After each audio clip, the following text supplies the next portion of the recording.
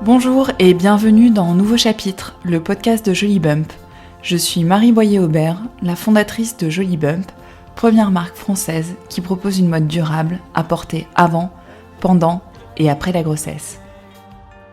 J'ai créé cette marque suite à ma propre grossesse, avec la volonté d'accompagner les femmes dans l'aventure de la maternité, par mes vêtements, mais aussi en créant du sens vis-à-vis de ce sujet intense et vibrant.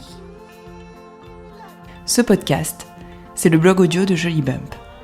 Dans chaque épisode, je reçois une femme pour l'interroger sur sa vision et son vécu de la maternité, sur la relation de la femme qu'elle est à la maman qu'elle est devenue et sur la transmission.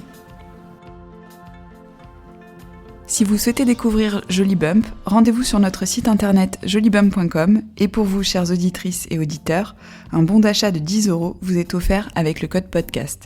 Maintenant, place à l'épisode. Bonne écoute!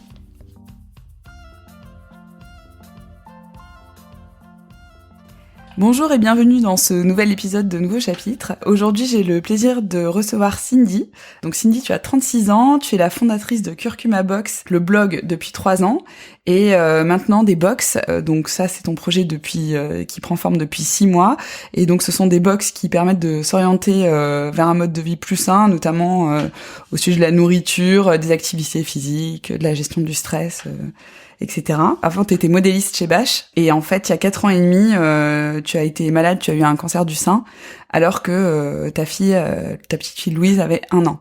On va parler aujourd'hui de ton vécu de la maternité, et aussi à la lueur donc, de cette épreuve que tu as eue il y a 4 ans et demi. Et donc, tu es en rémission depuis 4 ans, c'est ça? Depuis 4 ans et demi, ouais. Ouais. Les mois sont importants pour le calcul de la rémission. D'accord, tu nous expliqueras ça, pendant le podcast. Pour commencer, en fait, à parler de ton vécu de la maternité, comment est-ce que tu as appréhendé ton rôle de maman? Est-ce que tu as toujours eu envie d'avoir des enfants? Alors, j'ai pas toujours eu envie d'avoir des enfants. Enfin, je sais que j'avais beaucoup de copines autour de moi qui voulaient être mères depuis qu'elles avaient 15 ans, enfin même depuis plus petite encore. Ma fille même veut déjà être maman, alors qu'elle n'a que 5 ans, ça me fait un peu peur. Mais non, moi c'est venu progressivement en fait, et j'ai trouvé la bonne personne et qui m'a donné l'envie. Et après, je suis tombée enceinte et là ça a été quand même une grosse révélation pour moi. Ah ouais. Ouais. Et du coup, elle s'est déroulée comment ta grossesse? Alors ma grossesse a été un peu chaotique. Ouais. j'ai beaucoup souffert. Ouais. J'ai eu beaucoup de nausées. Quand j'ai accouché, je pesais moins que quand je suis tombée enceinte. Ah ouais. Donc c'était assez T'as eu des compliqué. nausées tout le long de ta grossesse? Jusqu'à 6 mois, facile. Ouais, j'étais un peu un zombie. D'accord. Parce que on me voyait au travail, je suis d'habitude très enjouée à faire plein de petites blagues, et là non, il y avait plus de joie en moi. Ouais. Mais j'étais mal physiquement. Après, j'étais très contente d'être enceinte. Bien sûr. Ouais. Mais c'était pas très simple. Des nausées qui durent, oui, c'est sûr que c'est difficile. On m'avait dit, dans 3 mois ça va s'arrêter, mais ça ne s'arrêtait pas. Alors du coup, je comprenais pas. Et t'as eu des petites techniques, non, pour calmer ça? Des petites techniques, j'arrivais pas à manger en fait. Déjà, ça c'était compliqué. Hein. Après, Ouais. j'angoissais un peu de me dire, est-ce que le bébé va avoir ce qu'il faut? Mais je sais que le bébé prend de toute façon ce dont il a besoin. Et les techniques, c'était de me reposer essentiellement, et de prendre sur moi beaucoup. D'attendre que le temps passe. C'est ça, voilà, attendre que le temps passe, exactement. Et comment se sont déroulés tes premiers mois de maman, donc avant la découverte de ta maladie? Alors, j'ai eu de la chance d'avoir un bébé très facile, donc ça c'était cool. L'accouchement était un peu moins cool parce que ça a fini en césarienne et que je m'y attendais pas forcément. Donc là, on se découvre. Enfin, c'était un peu un monde parallèle cet accouchement. Et donc j'accouche par césarienne et on me montre l'enfant 2 secondes. Ouais. Et ils repartent avec. Et là je dis non, par contre, donc je me mets à pleurer et à trembler à cause de l'anesthésie. J'étais dans un état pas possible. Et les infirmières voyant ça disent il faut lui ramener le bébé, vite. La maman va pas bien. Donc hop, ils me ramènent le bébé. Et dès que j'ai posé mes yeux dans les siens, en fait, là, ça a été incroyable. Je me suis pris la maternité vraiment pleine figure. Ah ouais, tu t'es sentie devenir maman complètement. Tout de suite? Ah ouais, rien qu'en posant mes yeux dans les siens, enfin, t'es submergé d'amour, c'est incroyable. C'est une sensation de dingue. Et comment ça se passe en fait, parce que moi j'ai pas eu une césarienne, mais comment ça se passe? Donc on prend le bébé pendant qu'on s'occupe de toi, c'est ça? C'est ça. En fait, pendant 16 heures, il y a eu une tentative d'accouchement, mais elle était mal inclinée, donc elle ne sortait pas. Et vu que j'avais une péridurale, on m'a emmenée en césarienne sans me faire d'anesthésie générale. Tout le bas était anesthésié. Et j'ai un drap devant le ventre, et oui, donc on sort le bébé. Et là, on passe devant le drap, hop, on le monte vite fait, quoi. Et puis hop, ils repartent avec pour lui faire les soins. Mais moi, c'est pas du tout ce que je voulais. Moi, je voulais l'avoir sur moi. Après 9 mois, bien sûr, tu la veux, quoi. Et donc, non, qu'ils ont vite fait marche arrière, quand même. C'était juste pas possible. Le papa qui sait que je pleure pas beaucoup, dit c'est pas possible, c'est pas ma femme. qui est-ce qui pleure? Du coup, ils me l'ont ramené, et j'ai pu faire. Enfin, c'est plus compliqué la césarienne que l'accouchement. Tu peux pas vraiment faire un pot à pot. Non, ça vient après. Alors que toi, tu le veux tout de suite, mais ça vient un peu après. Faut patienter un peu. Ouais, c'est ça. C'est le papa qui a fait le pot à pot, donc il était content. Il savait pas trop comment faire, mais. Et après, comment ça s'est passé tes premières semaines, la découverte de ce rôle de maman, quoi, en gros, quoi. Après, c'est marrant, tu reviens dans ton quotidien, dans ta maison, mais tu sais que plus rien n'est comme avant. Tu t'es un peu sur un nuage, en fait, c'est un peu une période complètement à part. Enfin, moi, à chaque fois que je vois une femme enceinte aujourd'hui, je sais que elle est en train de vivre vraiment une bulle qui l'isole du reste du monde, quoi. C'est un truc complètement particulier. Et donc, tu rentres chez toi, donc le papa est en congé paternité aussi, et là, pendant ces 11 jours, là, t'es en famille, complètement recroquevillé sur toi-même. T'es dans ton cocon. C'est ça, un petit cocon. Non, moi, j'ai trouvé ça génial. En plus, c'est un bébé facile que j'ai allaité pendant 6 mois et tout s'est bien déroulé. Du coup, c'est quand elle avait 1 an qu'on t'a diagnostiqué un cancer du sein, en fait, c'est ça? Alors oui. Comment ça s'est passé, en fait, pour que tu nous expliques? C'est toi qui as senti, en fait, qu'il y avait quelque chose? Alors, je l'ai allaité donc pendant 6 mois. Et je sentais à la fin de l'allaitement une grosseur dans le sein, mais j'étais vraiment pas inquiète du tout et à milieu de me poser une quelconque question et faire aucun rapprochement avec le cancer, en fait. J'ai quand même été voir mon gynécologue qui m'a dit non, ça doit être un canal lactifère bouché, pas de panique. Donc on m'a quand même fait faire des échographies qui donnaient rien. Le temps passe, le temps est passé puisqu'il y a eu 6 mois quand même entre le moment où j'ai senti la grosseur et le diagnostic. Et donc j'ai fait des échographies, des mammographies, j'ai vraiment fait beaucoup d'examens, on me disait que c'était rien. Donc il faut quand même insister un peu des fois. Oui, c'est toi qui est à l'origine des demandes en fait. Ah oui, parce que je sentais bien que ça grossissait quoi. J'ai en plus une petite poitrine, à un moment donné ça me prenait la moitié du sein, donc clairement quelque chose qui allait pas. Et un gynécologue s'est un peu plus penché dessus et il m'a fait faire une biopsie. Donc là la biopsie était très claire. Et c'était pas cool. Qu'est-ce que t'as ressenti en fait quand t'as eu cette nouvelle, notamment par rapport au fait d'avoir ta fille en fait? En fait c'est ça qui est hyper paradoxal parce que t'apprends donc déjà le sol se dérobe sous tes pieds, t'apprends une nouvelle à laquelle tu t'attends pas, t'as pas de cancer dans la famille, t'as 30 ans, t'es jeune maman, c'est le ciel te tombe sur la tête et on te dit t'as ta fille, c'est ta force, donc oui ma fille c'était ma force mais c'était aussi à la fois ma plus grande faiblesse dans le sens où j'étais terrorisée de la laisser. C'est ça qui me paniquait le plus en fait, au-delà de la peur de mourir parce qu'aujourd'hui quand on te dit cancer tu fais le rapprochement égal mort tout de suite, mais au-delà de ça moi c'était la peur d'abandonner ma fille réellement et ça m'a collé vraiment collé au bide pendant de longs mois. J'ai vu quelqu'un qui m'a aidé à me libérer un peu de cette peur mais c'était très dur à gérer, très très dur. Vu que j'étais jeune, le cancer était agressif, on m'a fait la totale, donc j'ai eu la chimio, j'ai eu une chirurgie et j'ai eu des rayons. Et pendant la chimio, t'es hyper fatigué, donc c'est compliqué. En plus, tu culpabilises parce que tu te dis, je suis là dans mon lit en train d'agoniser et je suis pas là pour ma fille, même si j'étais quand même relativement active et quand même en forme malgré tout. Il y a quand même des périodes de gros down où t'as du mal quoi. Et le pire c'était tous les matins elle m'appelait, là elle commençait à parler maman et je me disais non mais maman un jour elle viendra plus quoi. Et ça me retournait le bide encore maintenant, ça me retourne le bide. Comment tu t'es organisée en fait pour vivre ton rôle de maman pendant cette période en fait? T'as eu donc la chimio, ça c'est en ambulatoire entre guillemets, c'est ça, tu rentrais chez toi? C'est ça. En revanche quand t'as eu ton opération, t'as été hospitalisée à l'hôpital, non, c'est ça? L'opération a été hospitalisée. Après, c'est rapide. Hein. C'est pas une opération du foie ou d'un organe vital, donc ça va relativement vite. Après, moi, j'ai la chance d'avoir mon mec, quoi, qui a assuré de A à Z. Il a tout pris en charge, il a tout pris sur lui. Il y a aucun moment il m'a fait sentir que j'étais malade ou que élever sa fille, ça lui pesait ou qu'il avait peur de me perdre.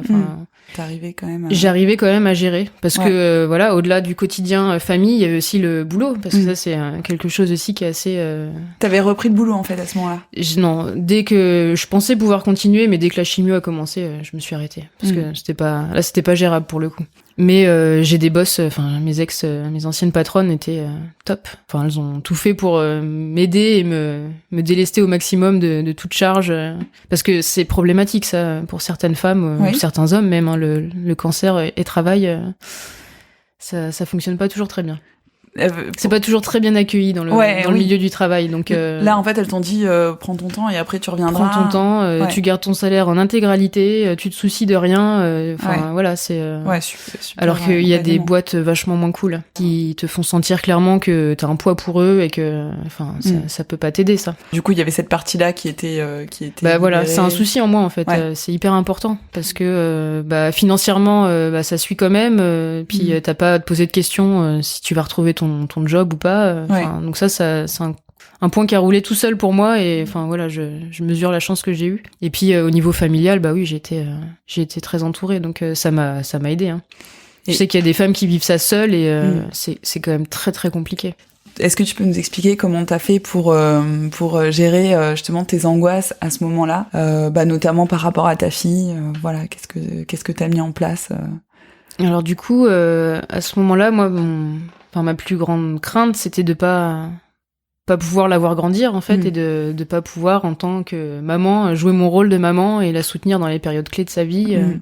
Je me disais on n'a qu'une maman quoi, même si la vie continue. Et j'ai ressenti le besoin de lui écrire en fait des petits cahiers. Donc j'ai acheté plein de petits cahiers et j'écrivais tout ce qui me passait par la tête, de mes ressentis du moment, de ce que j'avais envie qu'elle sache de moi, de plein de choses.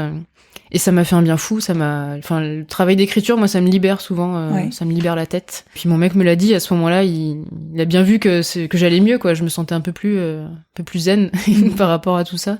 Et donc ça, c'était un premier gros travail pour moi qui m'a fait énormément de bien. Je sais même pas si je lui donnerai un jour ces cahiers, on verra. On verra ce qu'il arrive.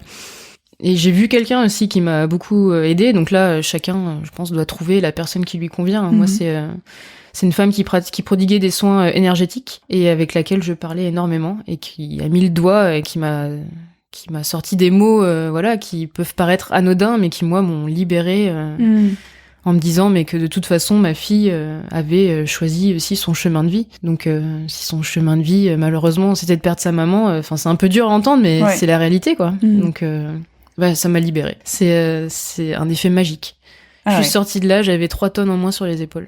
En une fois. En une fois. Incroyable comme, 3 mots, ça tape pile là où il faut, en fait. C'est ce dont on a besoin, c'est ce qu'on a envie d'entendre et ça nous propulse. À ce moment-là, quoi. Ouais, exactement. Et sur l'écriture, en fait, tu l'écrivais tous les jours ou comment? Alors au début, j'écrivais tous les jours, parce que j'en avais besoin, quoi. J'ai tellement de choses à lui dire et tout ce que je pensais, je le posais à plat, en fait. Et puis après, l'espoir revenant aussi, les traitements se déroulant bien. J'espaçais un peu, j'en avais moins besoin, j'étais plus avec elle. Petit à petit, j'ai même arrêté, j'écris plus maintenant. Je pense que je pourrais remettre le nez dedans. Quand ça me prendra, tu vois, les cahiers sont là, ils seront pas en sa possession avant un moment. Donc je vais continuer. Je trouve ça bien. Je trouve que ça laisse une belle trace et que c'est des moments de vie, qu'elle pourra comprendre elle plus tard. C'est important. Tout à fait, dans sa construction. Oui, bien sûr. Et du coup, j'imagine que cette épreuve a changé ton rapport à la vie. Tu l'expliques en fait d'ailleurs dans ton blog. Est-ce que ça a changé ton rapport à la maternité? J'imagine que oui. En tout cas, par rapport à avant, il y a peut-être eu un avant et un après dans ton rapport à la maternité. Ouais. Déjà il y avait un avant maternité et un après maternité, clairement. Parce que avant je savais pas si j'allais être une bonne maman et aujourd'hui je sais que je suis une mère, donc voilà. Et la maladie ça renforce beaucoup les liens en fait. de fait, on est confronté à la mort quand on a une maladie grave, et je pense que ça nous ouvre les yeux justement sur la vie, et on en prend toute l'ampleur et toute la saveur chaque jour. Et ça, c'est un peu cliché, certes, mais ça fait du bien quand même. Tous les jours, t'y penses, tu te dis... Pas tous les jours maintenant, mais très souvent. Ouais. Dès qu'il y a un petit problème qui m'irrite, qui devrait pas m'irriter parce que c'est pas grave, j'y pense, ouais, clairement. C'est là dans ma tête en permanence. J'arrive à relativiser beaucoup de choses. Et par rapport à justement à ton vécu de maman, est-ce que ça a un impact dans ton quotidien, dans les décisions que tu prends par rapport à elle, ou même dans les décisions d'éducation? Ouais, ça a un impact. Bah déjà, la maladie laisse des traces parce que si j'avais pas eu la maladie, peut-être que Louise aurait déjà un petit frère, une petite sœur. Ça, on verra ce que la vie nous apporte. Mais donc déjà, ça impacte un peu la vie familiale, forcément. Et dans mon rapport avec ma fille, oui, parce que je pense savoir ce dont elle a besoin pour bien grandir aussi. Donc ça m'aide dans son éducation. De l'orienter sur des choses qui sont bonnes pour elle, sans être trop intrusive. Ça aussi, c'est compliqué de trouver le bon dosage. Au début, j'étais tellement terrorisée que j'en faisais 10 fois trop. Donc j'étais trop dans le contrôle. Et là, j'ai complètement lâché et ça fait du bien. Complètement lâché tout en essayant de l'aiguiller comme il faut. Est-ce que tu penses que elle s'est... parce que des fois, en fait, on peut entendre ça. Est-ce que tu penses qu'elle s'est inquiétée pour toi, même à 1 an? Est-ce qu'elle a ressenti des choses Alors, je pense, de toute façon... moi, j'ai une anecdote assez incroyable. Quand c'était la veille de mon PET scan. Donc, le PET scan, c'est le scanner général du corps qui va te dire, en gros, si t'es pourri de l'intérieur ou si c'est localisé... Donc autant te dire que j'étais dans un état de stress pas possible. C'est pire que les résultats du bac. Là, tu joues avec ta vie. Donc et ce jour-là, elle nous a fait une gastro. Enfin, c'est pas une gastro, mais un vomissement une nuit incroyable. C'est une petite qui est rarement malade, qui avait jamais fait ça. Et en fait, je pense qu'elle a ressenti mon stress fois 1000, quoi. Elle nous a fait une gastro mais fulgurante. Et le lendemain, plus rien. Moi, j'avais les résultats, je savais que le truc était localisé, je me suis mise à respirer un peu, et elle, c'était fini. Guillerette, comme si rien ne s'était passé, et là, je me dis, il y a vraiment une connexion entre les enfants et nous, quoi, c'est évident. C'est des éponges... C'est des éponges à émotions, Et là, quand elle joue, des fois, elle dit, ah bah non, moi je peux pas parce que ma maman a un cancer du sein. Je dis quoi? Ah oui, elle le dit encore. En ce moment, elle le dit, là. Je dis, alors je prête l'oreille. En fait, elle m'entend beaucoup parler et ça, c'est quelque chose qui ressort assez souvent. Je dis, mais alors, dis-moi un peu plus. Qu'est-ce que tu racontes? Elle me dit, bah oui, il y a un cancer du sein. Je dis, mais qu'est-ce que c'est? Elle me dit, bah je sais pas. Je dis, bon, d'accord. Donc elle entend des choses qu'elle répète. Elle sent qu'il y a un petit côté grave derrière, mais elle sait pas trop.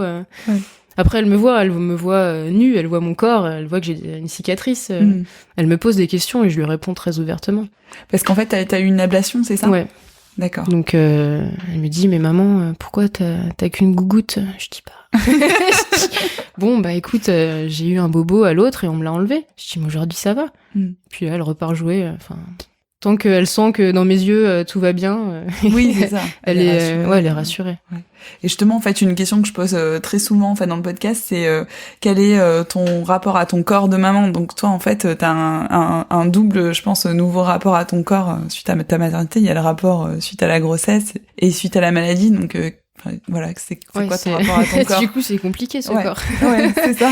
C'est un corps de femme, de maman ou de malade. Non, bizarrement, mon corps aujourd'hui ne me pose aucun problème, quoi. Il est assumé à 100%. On parle beaucoup de reconstruction, des femmes. Il y en a qui ont besoin de passer par l'étape reconstruction pour se reconstruire elles-mêmes, parce que je comprends à 100%. On est toutes différentes. Et moi, j'ai juste plus envie qu'on me touche, en fait. Plus envie de bistouri, d'anesthésie. Si prochaine grossesse il y aura pas d'anesthésie parce que j'en veux plus, quoi. Je veux qu'on me lâche le bistouri un peu.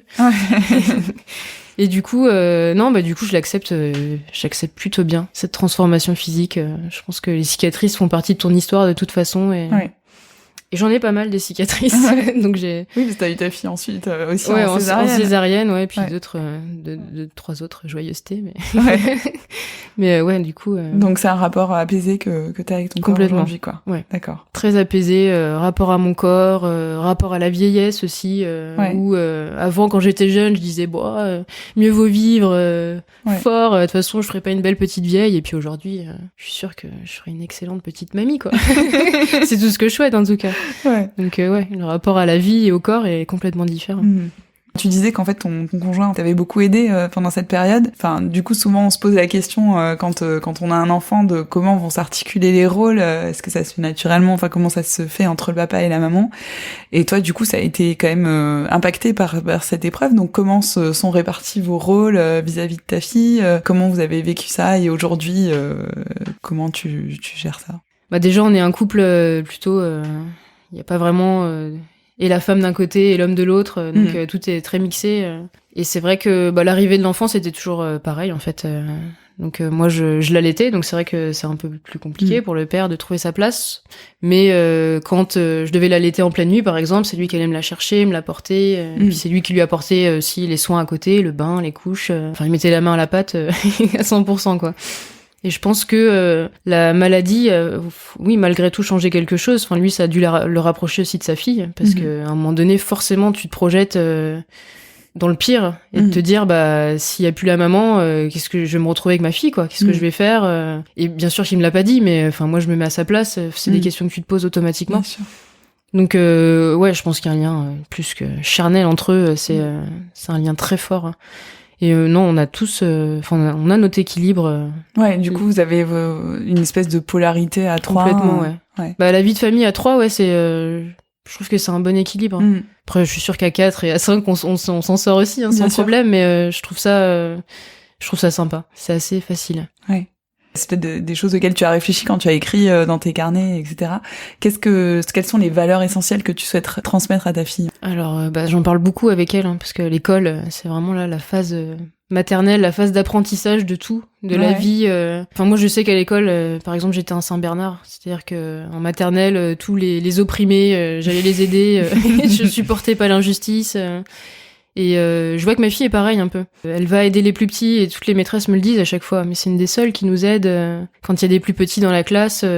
Donc j'aime qu'elle ait moi ce côté altruiste et bienveillant envers les autres. Et tout ce que je veux lui apprendre, moi, c'est la bienveillance justement. Être à l'écoute des autres, ne jamais, enfin je sais pas, parler dans le dos des autres, faire des trucs qui ont pas de sens. Et puis voilà, après ça va plus loin dans sa vie, son hygiène de vie au quotidien. Je lui apprends à se bouger. Je lui dis oui là tu te fais plaisir, tu manges des bonbons et tout. Alors maintenant allez on va au parc. Bon, il faut se bouger quoi. Donc j'ai envie qu'elle soit épanouie, qu'elle arrive à parler avec nous de tout et pour l'instant ça fonctionne plutôt bien donc on est content. C'est mieux. En quoi en fait ta relation avec ta propre mère impacte ou pas d'ailleurs ton vécu de la maternité? Alors c'est une question compliquée. Non, moi j'ai une famille plutôt cool, donc qui m'ont appris, ils m'ont appris à grandir librement, donc ça c'est plutôt important. J'ai jamais été élevée comme une fille en fait. J'ai un frère, mais il n'y a pas eu de séparation. Le garçon, la fille, non, au contraire. J'étais en plus un garçon manqué, donc on m'a laissé libre cours à mes bêtises. Donc ça c'est plutôt chouette. Et du coup, je pense pas qu'on ait la même façon d'élever nos enfants avec ma mère. On n'est pas. Ma mère est plus en retrait. Elle se met plus en retrait derrière mon père. Je sais qu'elle fait énormément de choses pour nous, mais elle aime pas se mettre en avant. Et moi, ma fille, j'hésite pas à lui faire des bisous, à la saouler de câlins. C'est pas le même rapport à la maternité. C'est deux rapports différents, mais qui sont sains tous les deux. Donc plutôt bien comme base. C'est clair. Et par rapport à ta vie professionnelle, donc là en fait du coup tu es en train d'opérer un virage à 180 degrés dans ta vie professionnelle. Est-ce que tu penses que la maternité aussi joue un rôle en fait dans ce virage professionnel? Est-ce que oui, ça joue un rôle parce que le fait d'être entrepreneur, donc c'est pas simple, c'est beaucoup de boulot. Toi-même tu sais. Mais, du coup, oui, ça m'a permis en fait moi de gérer mon planning. Et ça, je voulais absolument avoir du temps à dédier à ma fille. Donc le mercredi après-midi, c'est dédié à ma fille. Des fois, non, mais c'est la plupart du temps incompressible, quoi. C'est du temps pour ma fille. La récupérer à l'école, pouvoir l'emmener, lui préparer son goûter. Enfin, tout ça fait partie de ma décision aussi d'avoir la gestion de mon temps, quoi. Ce qui est chouette quand tu es entrepreneur. C'est des journées intenses, mais au moins tu gères ton planning. Et du coup, oui, après, dans tout ce que je fais, dans la globalité du projet, j'ai une notion aussi très forte pour les enfants. Parce que là, j'écris donc des petits livrets santé, conseils alimentaires et autres. Et je sais que la santé, ça commence dès le plus jeune âge. Si dès petit, dès l'âge de ma fille, là, si t'apprends les bonnes bases, ça se répercutera tout au long de ta vie. D'accord. Même si à l'adolescence, elle me dit bon, tu me saoules avec avec ton granola, là, je vais aller manger des McDo, ok, mais au moins, je sais que ça reviendra. Quoi qu'il arrive, quand elle-même aura des enfants, je suis persuadée qu'elle aura bien sûr, les bonnes bases. Et alors du coup, c'est quoi les bonnes bases? Les bonnes bases, c'est de savoir ce qui est bon pour toi. Donc souvent, ma fille est très gourmande et elle mange clairement avec sa tête et pas avec son ventre, quoi. Donc je lui dis, apprends à écouter ton ventre. Oui, c'est ça. Ton ventre sait quand il a plus faim, quoi. Tu sais, ta tête en a envie, mais toi, tu dois pouvoir te stopper toute seule. Faut que t'écoutes ton corps, que tu sois à l'écoute. Donc on lui apprend, elle lit beaucoup de livres, et c'est elle qui les réclame, en plus elle aime ça, sur le corps humain. Donc elle sait que voilà, l'aliment passe dans l'œsophage et après digéré dans l'estomac. Elle sait les aliments qui vont pas lui faire du bien aux intestins, parce qu'elle est née par césarienne, elle a les intestins fragiles, donc il y a beaucoup d'aliments qui vont la faire ballonner, et elle le sait tout ça. Donc elle a compris beaucoup de choses sur la santé. Et elle me pose des questions, mais maman, comment ça se passe à l'intérieur? Elle devient quoi, ma cerise? C'est cool, c'est hyper intéressant. Est-ce qu'il y a des choses justement qu'il faut éviter, ou des choses que tu bannis en fait de son alimentation? Et puis comme tu dis, peut-être que adolescente, elle reprendra, mais en tout cas, voilà, si tu pouvais nous donner quelques petits conseils. Ouais, bien sûr. Au début déjà, j'étais trop rigide, hein, donc le conseil c'est de pas être rigide. Ça c'est clair, parce que c'est le meilleur moyen de pousser les enfants à des comportements déviants, quoi. Anorexie, boulimie, il faut les laisser. Donc ça, j'ai appris de mes erreurs aussi. Hein. Et aujourd'hui, elle, c'est très individuel, hein, l'alimentation. Hein. Donc je sais qu'elle a les intestins fragiles. Pour les enfants, faut faire très attention aux fruits. On a toujours ou aux tomates. La tomate est un fruit. Et on se dit toujours quand il y a une petite tomate qui traîne dans l'assiette, tiens, ça lui fait sa dose de légumes dans l'assiette, c'est bien. Sauf que non, c'est pas des légumes, c'est un fruit. Et la tomate mélangée au reste de l'assiette, c'est très indigeste. Donc ça, c'est quelque chose qui est compliqué à digérer pour un enfant. Les jus d'orange pendant les repas, tout ce qui est fruits pendant le repas, c'est compliqué. Les fruits, c'est au goûter. D'accord. Quand l'estomac est vide, là les fruits s'assimilent parfaitement bien. Faire des petits jus de légumes aussi, ma fille adore ça et ça lui fait sa dose de vitamines et d'oligo-éléments, ça c'est top. Tu lui donnes quand en fait les jus de légumes au goût? Les jus de légumes à 17h, mais alors les jus de légumes, on dit qu'un bon jus de légumes c'est 70% de légumes, 30% de fruits. Donc ça va être un jus par exemple de carottes, orange, curcuma par exemple. Et ça elle adore parce que t'as le petit goût de l'orange acidulé, c'est top. Et après je pousse un peu plus loin, des fois je mets du céleri ou je glisse des épinards. Mais au final le palais est habitué donc elle aime bien. Donc des fruits, c'est marrant, j'ai déjà entendu parler de ça, c'est ma mère qui fait ça d'ailleurs. Aujourd'hui, si tu vas voir un naturopathe, moi je me reconvertis d'ailleurs, je me forme en naturopathie. D'accord. Pour justement étayer un peu mes propos. On va te dire que la base pour les enfants déjà c'est de caler les fruits au bon moment, quoi. Parce que c'est le meilleur moyen aussi de leur créer des faiblesses. Ils seront moins malades en hiver si ils ont plus d'énergie et si leur digestion est facilitée. Parce que la digestion difficile, ça pompe énormément d'énergie au corps. Donc pendant que le corps se dédie à digérer, il se dédie pas à se défendre des virus. Donc ma fille, je touche du bois, en hiver, elle est quasiment jamais malade. Elle a pas la goutte au nez, elle tousse pas. Après, ça peut arriver un rhume, et puis c'est comme ça. Mais il y a beaucoup de solutions pour que les enfants aient moins de rhinopharyngite, de bronches, tout le temps encombrées. Ça, c'est souvent lié à des mauvaises digestions. C'est super intéressant. Est-ce que tu peux nous parler un petit peu plus justement de ton projet pour qu'on comprenne un peu mieux, tes box, en quoi ça consiste, et puis ta formation de naturopathie, qu'est-ce que tu vas en faire? Est-ce que tu as envie de devenir, naturopathe libéral?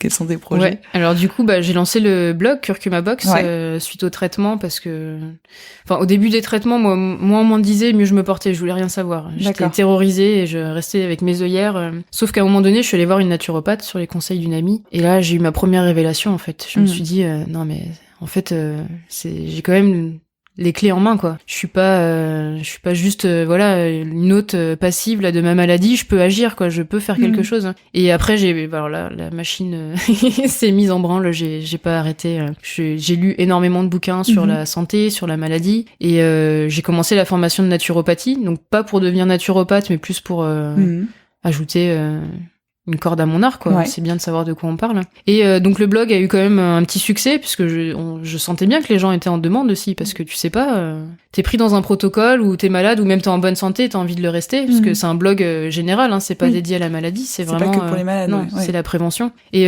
donc il y a eu un bon écho, et de là j'ai voulu un peu synthétiser les conseils du blog sous forme de box. Donc j'ai édité des petits livrets que je glisse dans mes box, et j'ai glissé aussi des petits paquets de granola. Et là, le succès du granola a été assez dingue. Donc aujourd'hui, C'est des granolas que tu fais toi-même? C'est des granolas maison, ouais. D'accord. Donc, qui sont bio, vegan, sans gluten, qui sont cuits à basse température pour préserver le maximum de bienfaits des aliments, et qui sont à base de curcuma. Et ben voilà, ça a été le carton. Donc tu te lances dans un truc, puis finalement le virage part dans l'autre sens, et c'est plutôt très intéressant. Donc aujourd'hui, je commence à produire pas mal de granola. Donc tu fais ça dans ta cuisine, là? Pour l'instant, je fais ça dans ma cuisine, mais là, c'est plus possible. Ah ouais? Bah là, ma fille me dit, maman, encore du granola dans la cuisine. Ouais, non, faut que je passe la seconde, là. Il me faut un labo, il me faut une cuisine. Du coup, ton projet, c'est quoi? C'est de diversifier les types de granola que tu fais? Bah du coup, sur Insta, j'ai des filles qui me suivent depuis un petit moment. Là, dernièrement, j'ai fait une petite réunion de consommatrices. C'était hyper intéressant pour sortir les nouvelles gammes. Donc, il y en a plein d'autres qui vont arriver. Et puis, dès septembre, il y aura plein de choses. Donc, des nouvelles gammes de granola. J'aimerais trouver une cuisine pour répondre à la demande, parce qu'aujourd'hui je rame un peu derrière les commandes en vrai. Donc c'est plutôt bien, c'est plutôt bon signe, c'est que ça fonctionne. Ouais. Mais c'est dur. Puis j'aimerais répondre aux demandes des boutiques aussi, pour pouvoir distribuer dans les boutiques. Et puis après il y a d'autres box, une box pour enfants notamment, où je voudrais écrire un livret avec une illustratrice pour leur donner les bases sur un fond ludique, normal. Et je me dis que c'est là où tout se joue en fait. Donc si tu sais déjà à cet âge-là comment fonctionne ton corps, tu sais comment lui donner le bon carburant. Ça, c'est important. En fait, c'est des box avec abonnement, c'est ça? Non, pas du tout. En fait, c'est des petits coffrets que je crée, et les gens, prennent. C'est en édition limitée. C'est ça. Ouais, d'accord. C'est ça. Et puis ça se renouvelle, voilà. Et puis j'en ai d'autres à venir, et puis peut-être un podcast aussi à la rentrée, ça on verra. On va suivre ça de très près. Et du coup, le blog, tu continues aussi? Bah le blog, malheureusement, là, j'ai plus le temps d'écrire. C'est en fait le podcast, je me dis que c'est bien comme format, parce que c'est pas moi qui vais te dire le contraire. N'est-ce pas? Donc c'est un peu le format audio du blog, quoi. C'est plutôt intéressant.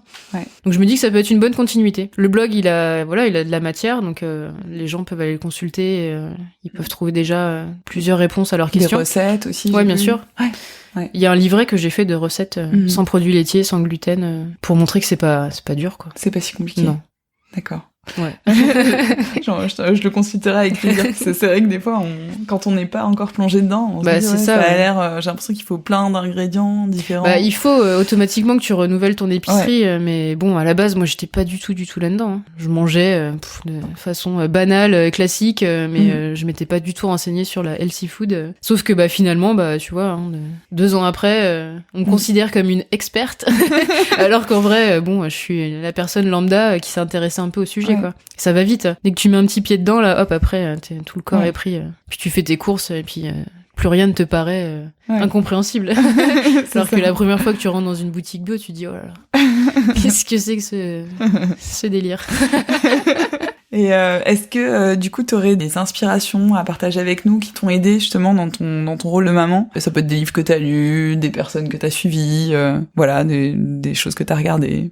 J'ai lu tous ces bouquins sur la santé. Il y a des livres qui m'ont attiré l'attention, particulièrement sur les enfants, dont un livre qui s'appelle Le précis pédiatrique de naturopathie de Robert Masson. Et en fait, grâce à ce livre, moi, je soigne les maux de ma fille tout l'hiver. Hein. Donc, c'est des traitements homéopathiques, naturels, des préparations de suppositoires à faire en pharmacie. Et ça te permet de, sans passer forcément par la case traitement lourd, tu peux traiter facilement des petits rhumes du quotidien. Et c'est efficace en fait. C'est sur des petites maladies comme ça. Sur des petites maladies. Après, on joue pas au chimiste. Hein. Si l'enfant a 42 fièvres pendant 2 jours, il faut faire quelque chose quand même. Même si on dit aussi que la fièvre, c'est un processus naturel du corps. Hein. Faut pas le laisser déborder. Et c'est normal d'aller consulter un médecin pour être sûr. Mais faut pas paniquer outre mesure non plus. Et tous les petits maux, les petits rhumes du quotidien peuvent être canalisés. Mais j'imagine t'as aussi des petites choses là-dedans que tu peux lui donner en prévention. Ouais, bien sûr. La chose que je donne moi à ma fille pratiquement toute l'année, mais surtout de septembre à avril, c'est la vitamine D, parce que à Paris, mais même tous les pays au-dessus de Rome n'ont pas un rayonnement solaire suffisant pour t'apporter de la vitamine D pendant l'hiver. Donc c'est important de se complémenter. Mais là, je vous laisse vous rapprocher de médecins et naturopathes compétents. D'accord. Pour finir, la question que je pose habituellement dans le podcast, c'est est-ce qu'il y a des choses que tu aurais voulu qu'on te dise avant d'être maman ? C'est-à-dire que c'est un apprentissage au jour le jour, donc oui, ouais. Tu te dis, tous les enfants sont différents en plus, mais quand tu passes du rire aux larmes et que tu dois gérer des crises et que tu te retrouves là sur place dépité en te disant non mais c'est pas possible, qu'est-ce que je fais là ? Oui, en fait, t'aurais aimé qu'on te le dise, mais tu le savais en réalité, que ça allait pas être rose tous les jours. Ouais. Donc non, c'est un apprentissage au quotidien. Je sais pas si réellement on peut donner des clés pour décoder tout ça avant. Quoi. Une adaptation constante. C'est ça. D'accord. Écoute, merci beaucoup Cindy pour cette discussion. Et merci à toi. Donc si on veut te retrouver, donc c'est sur Instagram @curcumabox. C'est ça. Et sur ton site. Sur le site pareil. curcumabox. Okay. .fr.com, il y a les deux. Il y a les deux. D'accord. Il y a le blog et il y a l'e-shop. Ok, super. Écoute, merci beaucoup. Merci. J'espère que cet épisode vous a plu. Si c'est le cas, n'oubliez pas de vous abonner sur iTunes et de laisser un avis et 5 étoiles. Pour ne rien manquer des futurs épisodes et de l'actualité de Jolie Bump, rendez-vous sur Instagram @jolibump et sur Facebook. Nouveau chapitre est une coproduction Jolie Bump et Indie Crew. À très bientôt.